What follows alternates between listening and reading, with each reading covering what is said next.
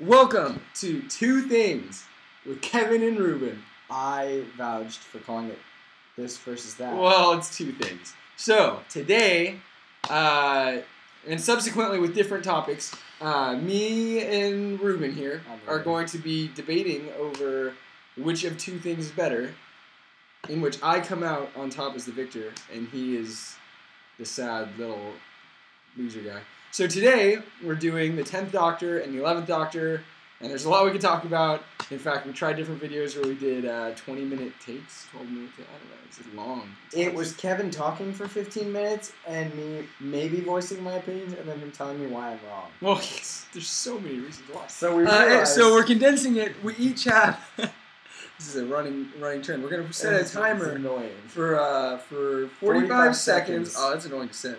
Oh, no, there we go. So if we each have 45 seconds per little speaking point. The speaking points for today are general overview / personality of Doctor, the companions, villains, and then final talking points. Where I can just cram in all this stuff I want to talk about. You have 45 seconds.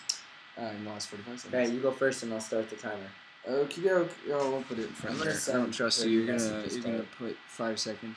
All right. 45 seconds. Go. Go. Oh no, it didn't start yet.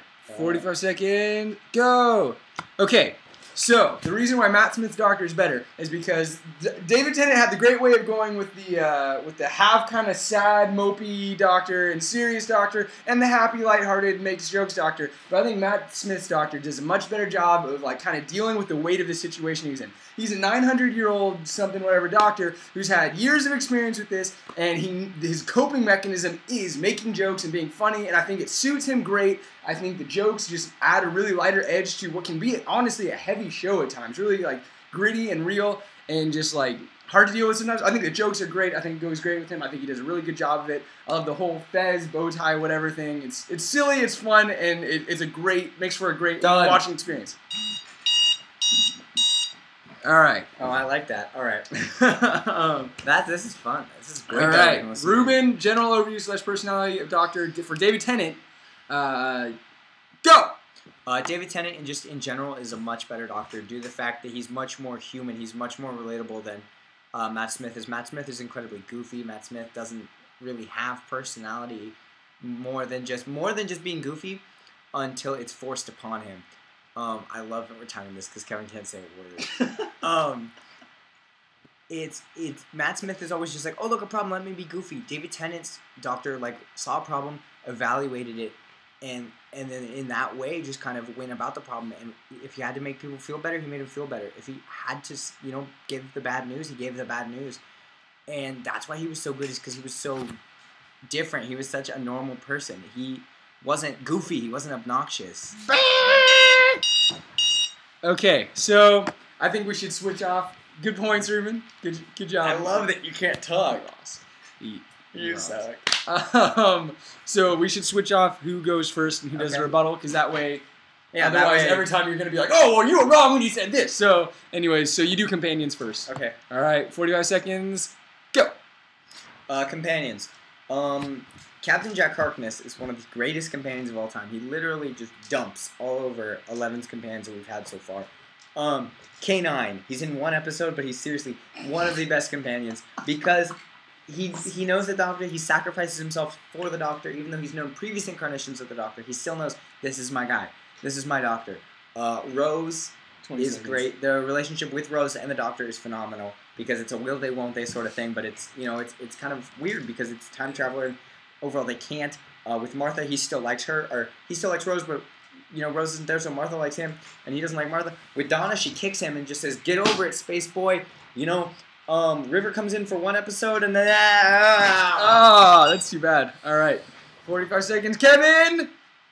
Go. Okay, so it's a well-known fact that Rory and Amy, by far the best companions. Jack Harkness is cool. Rose is obnoxious, and the Doctor gets super whiny over her. Martha's smart, but she's there too short. She's not that interesting. Donna's annoying. She's okay. Anyways, Amy and Rory, the whole Rory, the Last Centurion thing is super cool. Amy's smoking hot. She's an interesting character. He sees her as a little kid, and then she grows up. That's cool. I love that. The whole River Song story arcs where it's back when it's 10 and then it comes into 11 and then it's their daughter and then it's amazing and she grows up with them and it's just all these overlapping storylines. It's really cool how they pull it off and they do a really great job of it, and I liked Mickey and I didn't like any of the other companions except Jack, and Amy and Rory are the best. You got me on that. I didn't get my point on that one. Okay, so you're going to take villains. Okay, easy one because I have this one in the bag. All right. Ready, set, go. Oh, it's already gone. Okay, so Dr. 10, they do the Daleks over and over again, and the Master's got this cool story arc, but eventually he becomes psychotic, which gets kind of out of hand and annoying.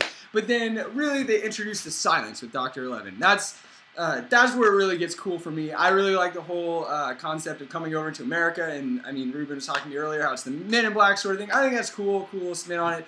I think it's terrifying the fact that they have these enemies that they can't even see, that they get covered in these marks. Like that episode where there's like a tunnel in the ceiling, and Amy just marks up her arms, and she's covered in these lines, and she's just like, ah! And she looks at her arms, and she's like, ah! And it's crazy to think that it's terrifying to think that you don't know what they look like, and that you can't see them, and you can't remember them. That's the villain that introduced with Dr. 11. I think it's super rad and better than all the other 10 villains. Done.